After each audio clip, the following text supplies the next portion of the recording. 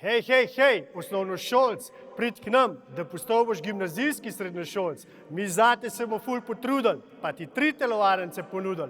Lahko z mano tečeš 2 kroga, ampak veš, da najboljša droga je žoga.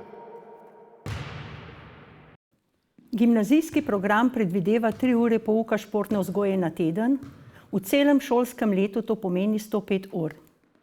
Na naši šoli imamo 3 ločene vadbene prostore, v katerih izvajamo pouk športa.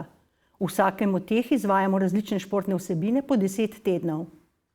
Žal nimamo nobenih svojih zunanjih vadbenih površin in se znajdemo tako, da koristimo urbane možnosti v naši okolici ali pa najemamo športne objekte. Tako v mesecu septembru razvijamo tekaško vzdržljivost, oktobra pa nadaljujemo z vadbo v šoli. Večnamenski prostor je namenjen vadbi odbojke, zgornja telovadnica košarke in mala spodnja telovadnica vadbi gimnastike.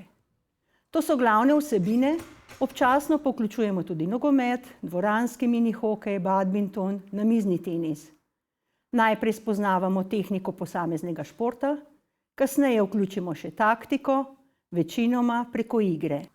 V spodnji telovadnici vadimo v parterju in na ostalih gimnastičnih orodjih, posamezne gimnastične elemente povezujemo v sestave, uporabljamo glasbo, zaplešemo. Našo moč pa tudi razvijamo s pomočjo naprav za razvoj moči.